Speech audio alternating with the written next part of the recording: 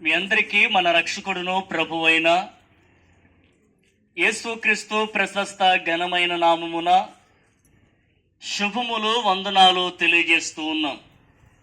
ప్రియులరా, ఈ యొక్క ఎండాకాల సమయంలో ఈ రీతిగా మీ మధ్యకు విచ్చేసి ప్రభును గురించి మాట్లాడుతూ మీ గృహాలకు ప్రభును గురించినటువంటి కరపత్రికలు తీసుకుని వస్తూ ఉన్నాం. అవునండి, ప్రభు చెప్పి ఉన్నారు, మీరు సర్వలోకమునకు వెళ్ళి సర్వ సృష్టికి సువార్తను ప్రకటించుడని ప్రభు చెప్పి ఉన్నారు. ఆయన మాట ప్రకారము ఈ యొక్క ప్రయాస భారము ప్రభును గుర్చినటువంటి మాటలు గుర్చిన కరపత్రికలు మీ ఇంటికి తీసుకుని వస్తూ ఉన్నారు. బిడ్డలు దయచేసి వాటిని తీసుకునండి, చదవాలని మనవి చేస్తూ ఉన్నాను. కొద్ది నిమిషాలు ఈ మాటలు ఆలకించవలసిందిగా మనవి చేస్తూ ఉన్నాను. గమనించండి, ప్రభువు అని యేసుక్రీస్తు వారి గురించి దేవుని పరిశుద్ధ గ్రంథమైన బైబిలు ఏ విధముగా సాక్ష్యమిస్తూ ఉన్నది.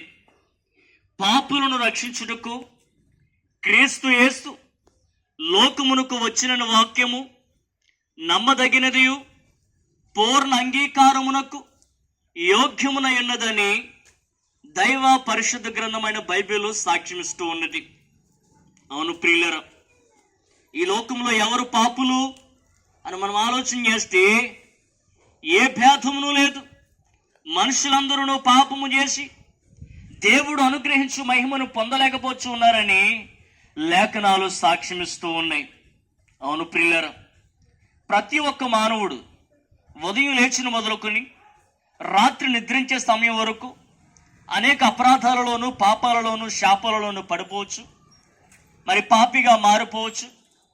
ఎట్టి మానవుడు దేవాది దేవుడు నివాసం చేస్తున్నటువంటి మోక్ష రాజ్యంలోనికి ప్రవేశించలేక పలు విభాగాలుగా కర్మపరులై ఉండి మరణానికి శాపానికి శిక్షకును పాత్రులుగా జీవిస్తున్నారని దైవ గ్రంథము సాక్ష్యమిస్తూ ఉన్నది.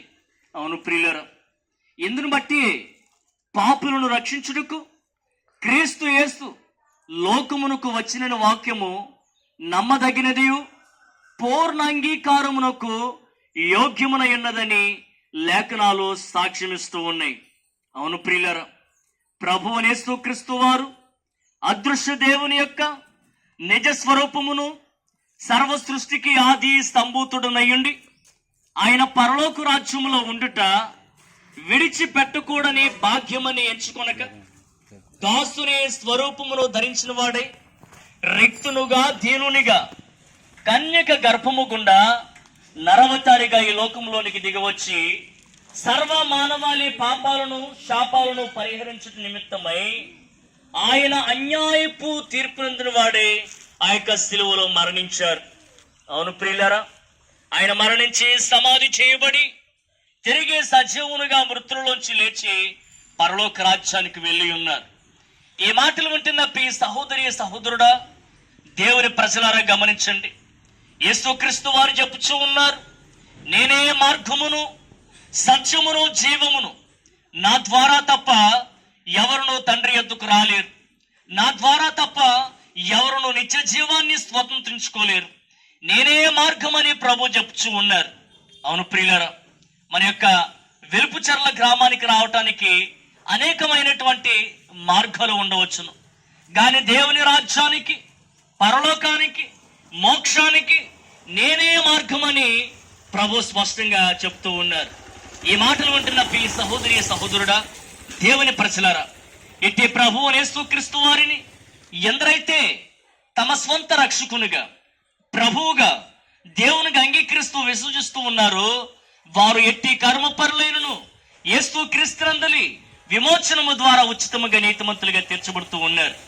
అట్టి వారు పాపరహితులుగా తీర్చబడి వారు దేవునికి కుమారులుగాను పరలోక రాజ్యమునకు హక్కుదారులుగా తీర్చబడుతూ ఉన్నారు. సిద్ధపడండి, ప్రభు చెంతకు చేరండి. మన ప్రాంతం క్షేమం కొరకు ప్రార్థన చేద్దామండి.